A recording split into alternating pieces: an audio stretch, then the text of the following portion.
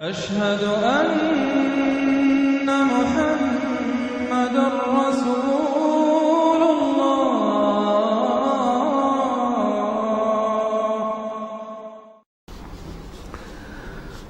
سورۃ الجن یہ ہے اب وہ سورت کے جو اس میں کسی جوڑے وغیرہ کا معاملہ نہیں ہے، منفرد ہے، اکیلی سورت ہے، اور یہ واحد سورت ہے کہ جس میں اتنی تفصیل کے ساتھ جنات کا معاملہ آیا ہے۔ ایک سورت ہم پڑھ چکے ہیں کہ جس میں مسلسل خطاب ہے، یا معاشر الجن والانس فبأي آلاء ربكما تكذبان، 31 مرتبہ تو یہی آیت آئی ہے۔ یا یہ صورت ہے کہ جس میں ایکسکلوسیو جو ہے ان کا معاملہ آ رہا ہے۔ یہ بھی ہو سکتا ہے کہ یہ کوئی اور واقعہ ہو، اور یہ بھی ہو سکتا ہے یہ وہی واقعہ جو سورہ احقاف کا ہے، وہ تو جا کر انہوں نے جو کچھ کیا اللہ تعالیٰ نے وہ خبر ہمیں دے دی ہے۔ اب یہاں پر حضور کو بھی وحی کے ذریعے سے مطلع فرمایا اور مزید تفاصیل آ گئی۔ یہ بھی ہو سکتا ہے یہ اور جنات ہو۔ بسم اللہ الرحمن الرحیم، قل اوحی الی انہ استمع نفر من الجن، کہہ دیجئے اے نبی کہ میری جانب وحی کی گئی ہے کہ جنوں کی ایک جماعت نے سنا۔ کس کو سنا؟ قرآن کو سنا۔ فقالوا انا سمعنا قرآنا عجبا، انہوں نے کہا ہم نے سنا ہے ایک بہت ہی دل کو لبھانے والا قرآن، یہدی الی الرشد، جو نیکی اور رشد اور ہدایت کی طرف رہنمائی کر رہا ہے۔ فآمنا بہ، تو ہم تو ایمان لے آئے۔ اس وقت بھی میں نے کہا تھا یہ لمحہ فکریہ ہے، ایک دفعہ کا اجتماع ہے قرآن کا، اور وہ بندے کہاں سے کہاں پہنچ گئے، وہ داعی بن گئے۔ ہمارا کیا حال ہے؟ ہم نے اس معنی میں قرآن کبھی پڑھا ہی نہیں، سنا ہی نہیں۔ سنتے ہیں تو خیبر میل کی سپیڈ سے جو پڑھ رہا ہوتا قاری، 5 دن میں پورا قرآن، 6 دن میں پورا قرآن، اور اشتہار دیے جا رہے ہیں۔ یہ ہے ہمارا ریچول۔ یہاں تو 20 منٹ میں ہو جاتی ہے، یہاں 30 منٹ، یہاں چلو وہاں اور سے بھی کم میں ہو جاتی ہے، وہاں چلو۔ قرآن کا نتیجہ تو یہ نکلنا چاہیے وہ آپ کو پوزیس کر لے، جانے نہ دے۔ اِنَّا سَمِعْنَا قُرْآنًا عَجَبًا يَهْدِي إِلَى الرُّشْدِ فَآمَنَّا بِهِ وَلَن نُّشْرِكَ بِرَبِّنَا أَحَدًا، اب ہم کبھی بھی اپنے رب کے ساتھ کسی کو شریک نہیں ٹھہرائیں گے۔ وَأَنَّهُ تَعَالَىٰ جَدُّ رَبِّنَا، اور یقیناً ہمارے رب کی عزت شان بہت بلند ہے۔ مَا اتَّخَذَ صَاحِبَةً وَلَا وَلَدًا، اس نے نہیں اختیار کی نہ کوئی بیوی اور جوڑو نہ کوئی اولاد۔ وَأَنَّهُ كَانَ يَقُولُ سَفِيهُنَا عَلَى اللَّهِ شَطَطًا، اور یقیناً ہمارا جو بے وقوف ہے بڑا، مراد یہاں پہ ہے وہی عزازیل، ابلیس، لعین، وہ چونکہ ہمارا ذرا بڑا بدگر ہے، تو وہ جو کچھ کہتا رہا ہے اللہ کے بارے میں، وہ باتیں جو ہیں وہ بہت ہی غلط تھیں، شطط، خلاف حقیقت۔ وَأَنَّا ظَنَنَّا أَن لَّن تَقُولَ الْإِنسُ وَالْجِنُّ عَلَى اللَّهِ كَذِبًا، ہم تو اس گمان میں رہے، خوش گمانی میں، کہ جن اور انسان اللہ تعالیٰ کے اوپر جھوٹ نہیں باندھیں گے، لیکن وہ بدماش تو جھوٹ باندھتا رہا۔ ہم نے اپنی شرافت میں اس کی بات کو مان لیا۔ وَأَنَّهُ كَانَ رِجَالٌ مِّنَ الْإِنسِ يَعُوذُونَ بِرِجَالٍ مِّنَ الْجِنِّ فَزَادُوهُمْ رَهَقًا، اور یہ کہ جو انسانوں میں سے مرد ہیں وہ جنات کے مردوں میں کی حفاظت پکڑتے ہیں۔ یہ ہوتا تھا ان کا طریقہ، وہ سمجھتے تھے کہ بیابان میں جو ہے جنات رہتے ہیں، اور وہ ان کے جو ہیں سردار بھی ہیں، تو اب راستے نے پڑاؤ ڈالا ہے جنگل میں، تو سب سے پہلے کہتے تھے کہ ہم اس جنگل کے، اس بیابان کے جنات کی ہم پناہ میں آتے ہیں۔ اب وہ سنتے ہوں گے یہ بے وقوف، یہ آدم کی اولاد، ہمارے تو جد امجد کو نکال دیا گیا جنت سے اس لیے کہ اس کو سجدہ نہیں کیا، یہ ہمیں معبود بنائے بیٹھے ہیں، ہماری پناہ طلب کر رہے ہیں۔ لہذا ان میں اور سرکشی پیدا ہو گئی، اور اکڑ گئے کہ یہ انسان ہو کر یہ ہماری پناہ مانگ رہے ہیں، ہم سے طلب کر رہے ہیں پناہ، تو اس سے ان کے اندر اور زیادہ سرکشی پیدا ہو گئی۔ وَأَنَّهُ كَانَ رِجَالٌ مِّنَ الْإِنسِ يَعُوذُونَ بِرِجَالٍ مِّنَ الْجِنِّ فَزَادُوهُمْ رَهَقًا وَأَنَّهُمْ ظَنُّوا كَمَا ظَنَنتُمْ أَن لَّن يَبْعَثَ اللَّهُ أَحَدًا، اور دیکھو انہوں نے بھی ایسا ہی سمجھا جیسا کہ تم نے سمجھا ہوا ہے کہ اللہ کسی کو نہیں اٹھائے گا۔ اس کے 2 معنی ہیں، یعنی بعد سے بعد الموت کوئی نہیں ہے، مرنے کے بعد جی اٹھنا نہیں ہے، اور یہ بھی کہ شاید اب اللہ کسی اور کو رسول بنا کر نہ بھیجے، أن يبعث الله أحدا، اس لیے کہ 600 برس بیت چکے تھے، وہ تورات سے واقف تھے جو سورہ احقاف میں تذکرہ آیا ہے، فترت وہی 600 برس، اور یہ طویل ترین وقفہ تھا نبوت کا کہ کوئی نبوت کوئی رسالت دنیا میں نہیں، تو ان کو یقیناً اس سے خیال ہوا ہوگا کہ بس اب ختم ہوا معاملہ، اب کوئی اور رسول نہیں آئے گا۔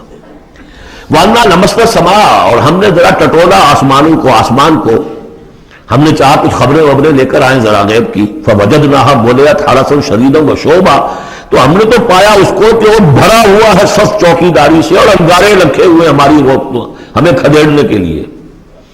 یعنی یہ کہ ہمیں معلوم ہو گیا کہ کوئی واقعی وقت ایسا ہے، کیونکہ یہ سارا انتظام خاص طور پر جب کہ وحی نبوت آتی تھی تو اہتمام کر لیا جاتا تھا.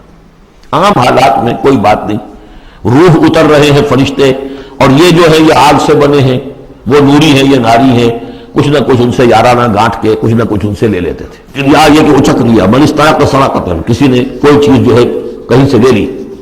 لیکن اب جو ہم نے دیکھا ہے آسمان کو تو واقعی وہاں تو بڑے سخت پہرے لگے ہوئے، یعنی کوئی نہ کوئی وحی کا سلسلہ ہے اور نبوت آنی ہے، اور وہ نبوت ہمیں تو مل گئی. ہم جا کر سنائے کلام اور ہم ایمان لے آئے.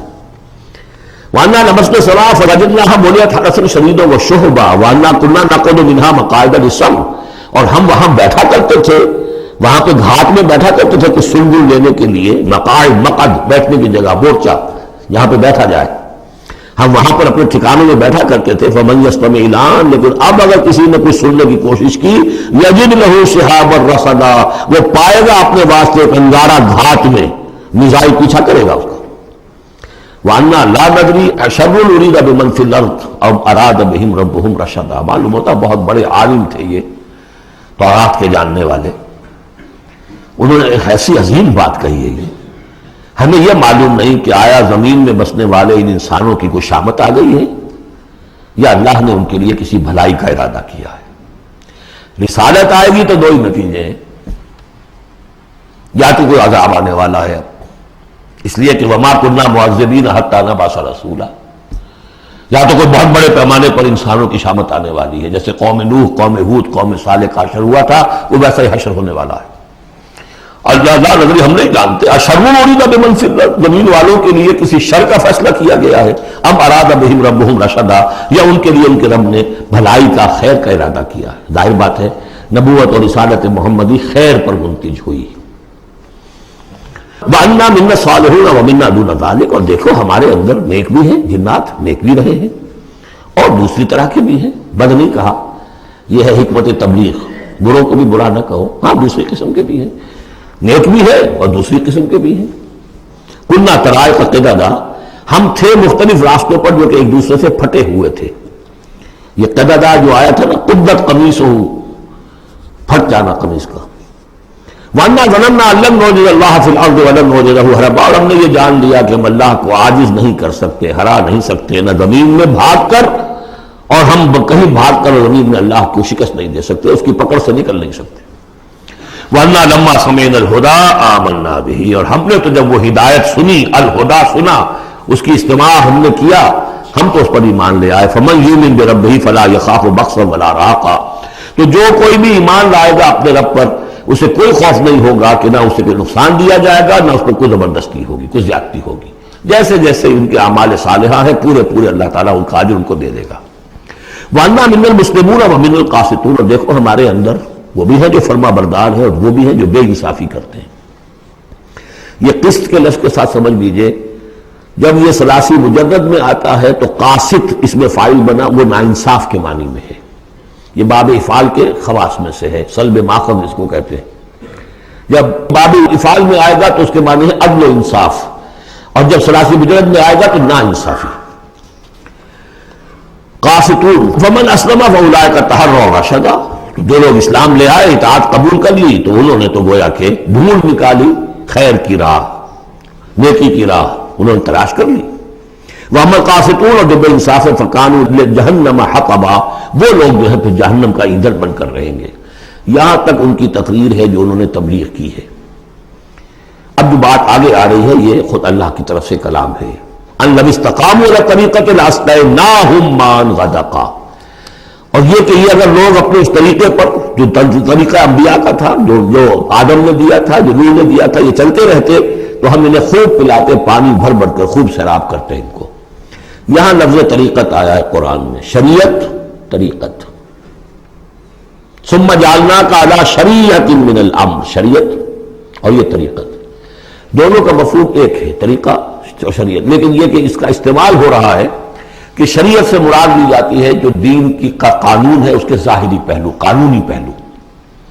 اور طریقت اسی کے باطنی پہلو کا نام ہے کہ ایک نماز ہے، وضو کیسے کرو گے، کیا فرائض ہیں، کیا نوافل ہیں، کیا کام رہ گیا تو وضو نہیں ہوا، یہ شریعت بتائے گی، یہ آپ کو فقیہ بتائیں گے، یہ آپ کو مفتی حضرات بتائیں گے۔ لیکن نماز کی اصل روح تو ہے خشوع اور خضوع، حضور قلب، یہ پھر طریقت کی طرف منتقل کر دیا گیا، بدقسمتی سے پھر ان کو پھاڑ دیا گیا، وہ علیحدہ علیحدہ ہو گئے۔ یہ سب چیزیں یکجا ہونی چاہیے تھی۔ اور جو ہمارے اولین صوفیاء ہیں وہ بہت بڑے عالم بھی تھے، ایسے نہیں تھے کہ صرف صوفی تھے، وہ بہت بڑے مفتی بھی ہوتے تھے، بلکہ اولین کیا اس دور میں بھی جو میں نے آپ سے بتایا تھا کہ قاضی ثناء اللہ پانی پتی رحمۃ اللہ علیہ وہ مفتی بھی ہیں، مفسر بھی ہیں، محدث بھی ہیں اور بہت بڑے مرشد بھی ہیں، میرزا مذہب جانے جانا شہید کے خلیفہ ہیں۔ اور یہ سب شیخ احمد سرہندی رحمۃ اللہ علیہ کا جو سلسلہ ہے، سلسلہ مجددیہ نقشبندیہ، اس کے بزرگ ہیں، تو وہ ہے وہ جامع صفات لوگ۔ لنفتنہم فیہ، اور یہ بھی جو ہم کو پانی پلاتے اور سیراب کرتے، یہ بھی اس لیے تاکہ ان کو اور جانچے اور پرکھے اور امتحان لیں۔ ایک امتحان غربت میں ہے، ایک امتحان تمنگری میں ہے، ایک امتحان فاقے میں ہو رہا ہے، ایک امتحان ہو رہا ہے کہ کثرت سے دے رکھا ہے۔ ومن یعرض عن ذکر ربہ، اور جو کوئی بھی اعراض کرے گا اپنے رب کے ذکر سے، یسلکہ عذابا صعدا، تو وہ چلے گا، وہ ڈال دے گا اس کو چڑھتے عذاب میں، اللہ تعالیٰ ایسے عذاب میں صعدا جس کی شدت بڑھتی چلی جائے گی۔ وَأَنَّ الْمَسَاجِدَ لِلَّهِ فَلَا تَدْعُوا مَعَ اللَّهِ أَحَدًا، دیکھو مسجدیں اللہ کے لیے ہیں۔ مسجد سے مراد مسجد سجدے کی جگہ بھی ہے، اور مسجد سے مراد سجدے کے یہ اعضاء بھی ہیں، یہ پیشانی اور یہ ناک اور یہ ہاتھ اور یہ پاؤں، ایڑیاں اور وہ پنجے، یہ سارے جو ہیں یہ سجدے کے جو جسم کے حصے ہیں۔ یہ مسجدیں بھی اور سجدے کی جگہ بھی للہ ہے، سب اللہ کی ملکیت ہے۔ فَلَا تَدْعُوا مَعَ اللَّهِ أَحَدًا، اللہ کے ساتھ کسی اور الہ کو مت پکارو۔ وَأَنَّهُ لَمَّا قَامَ عَبْدُ اللَّهِ يَدْعُوهُ كَانُوا يَكُونُونَ عَلَيْهِ لِبَدًا، اور یہ اب یہاں پھر قول آ گیا ہے انہی کا جنات کا کہ جب وہ عبداللہ کو ہم نے دیکھا وہ کھڑا تھا، وہ قرآن پڑھ رہا تھا، وہ نماز پڑھا رہا تھا، لما قام عبداللہ یدعوہ، اسے پکار رہا تھا اللہ کو، اللہ کا بندہ، کانوا یکونون علیہ لبدا، وہ تو ایسے ہو رہے تھے سننے والے گویا کہ اس کے اوپر ٹھٹ کے ٹھٹ جمع ہو جائیں گے وہاں پر، لیکن یہ کہ وہ ایمان نہیں لا رہے تھے۔ قل انما ادعو ربی، کہہ دیجئے اے نبی صلی اللہ علیہ وسلم، دیکھو میں پکارتا ہوں اپنے رب کو، ولا اشرک بہ احدا، اس کے سوا میں کسی اور کو شریک کرنے کے لیے تیار نہیں۔ قل انی لا املک لکم ضرا ولا رشدا، کہہ دیجئے مجھے کوئی اختیار حاصل نہیں ہے تمہارے لیے، نہ کسی نقصان کا اور نہ کسی راہ پر لانے کا، میں تمہیں ہدایت نہیں دے سکتا۔ وہ آیت یاد کر لیجئے، انک لا تہدی من احببت ولکن اللہ یہدی من یشاء، اے نبی آپ ہدایت نہیں دے سکتے جسے بھی چاہیں، وہ تو اللہ ہی ہدایت دیتا ہے جس کو چاہتا ہے۔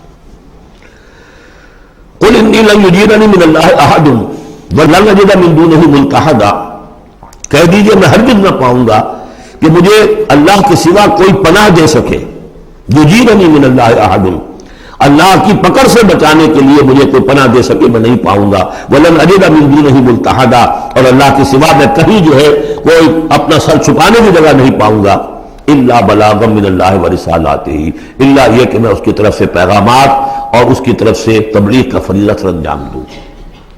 اگر میں نے یہ کام نہیں کیا تو میں پکڑا جاؤں گا۔ فَلَنَسْأَلَنَّ الَّذِينَ أُرْسِلَ إِلَيْهِمْ وَلَنَسْأَلَنَّ الْمُرْسَلِينَ، ہم تو پوچھ کر رہیں گے ان سے بھی جن کی طرف رسولوں کو بھیجا، اور پوچھ کر رہیں گے رسولوں سے بھی۔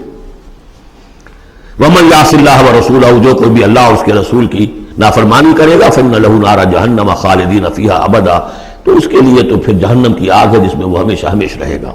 حَتَّى إِذَا رَأَوْا مَا يُوعَدُونَ، یہاں تک کہ جب وہ دیکھیں گے جس چیز کی انہیں دھمکی دی جا رہی ہے، فَسَيَعْلَمُونَ مَنْ أَضْعَفُ نَاصِرًا وَأَقَلُّ عَدَدًا، اس وقت انہیں معلوم ہو جائے گا کون کمزور ہے مددگاروں کے اعتبار سے اور کون اقلیت میں ہے تعداد کے اعتبار سے۔ وہ تانے دیتے تھے نا کہ دیکھو محمد تمہارے پاس تو بیٹھے بھی ہوتے ہیں تو ہمارے کمی کاری بڑے لوور طبقات کے لوگ، اور وہ بھی چند ہوتے ہیں، دیکھو جا کے ابو جہل کی محفل بھری ہوئی ہے، بڑے بڑے لوگ بیٹھے ہوئے ہیں وہاں پر۔ اس وقت معلوم ہو جائے گا من اضعف ناصرا واقل عددا۔ یہ سورہ مریم میں بہت تفصیل سے یہ مضمون آیا ہے۔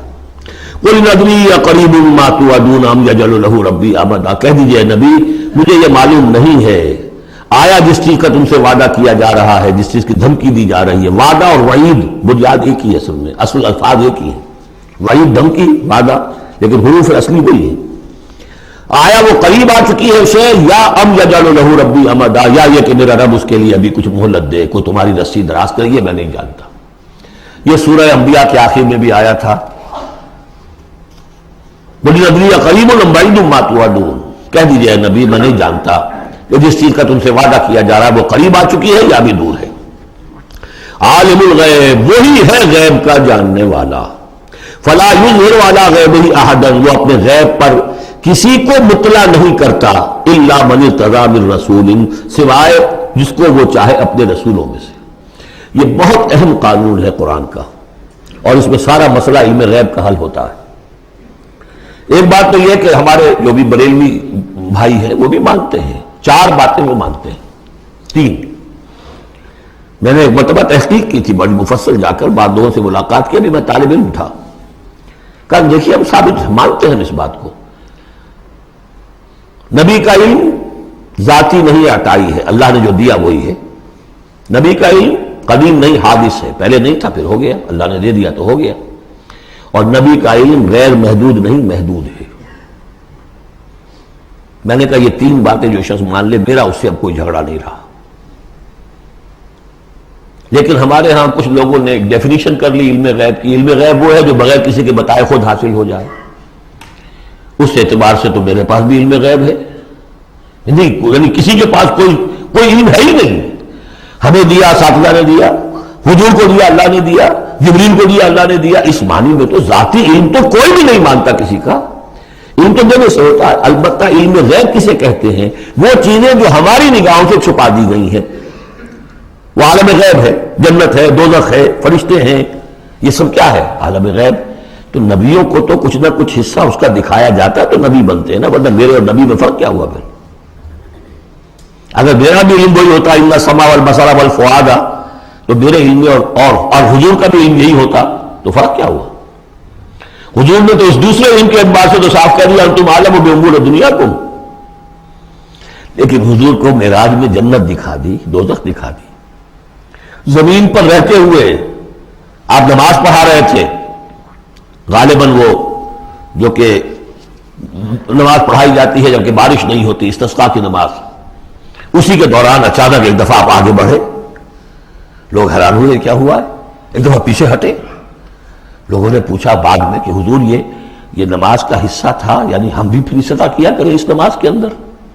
فرمایا نہیں، اصل میں میرے سامنے جنت لے آئی گئی، اب بے اختیار میرا ہاتھ بڑھ گیا کہ میں اس کا پھل توڑ لوں، اور میرے سامنے اس کے بعد دوزخ لے آئی گئی اور اس کا جو بم کا آیا گرمی کا، اس سے میں بے اختیار پیچھے ہٹا.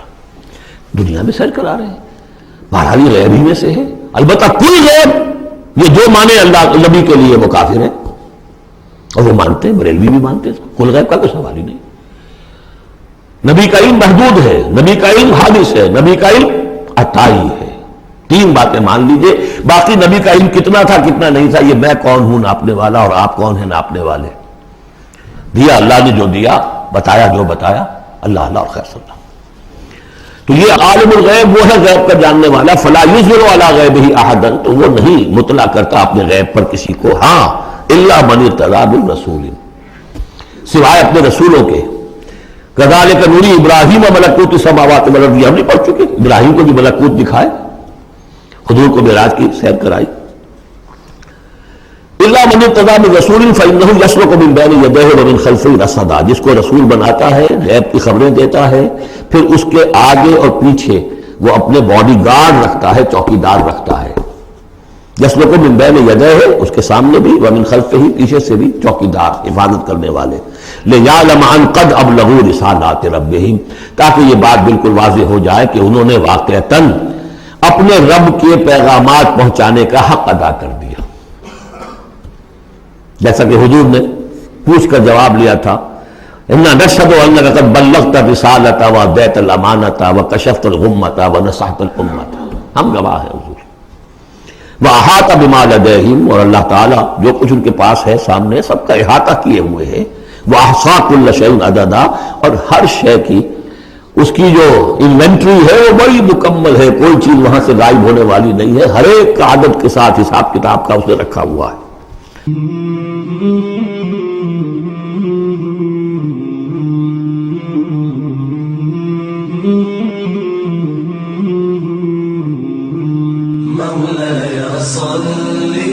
وسلم دائما أبدا على حبيبك خير الخلق كلهم مولاي صل وسلم دائما أبدا على حبيبك خير الخلق كلهم مولاي صل وسلم دائما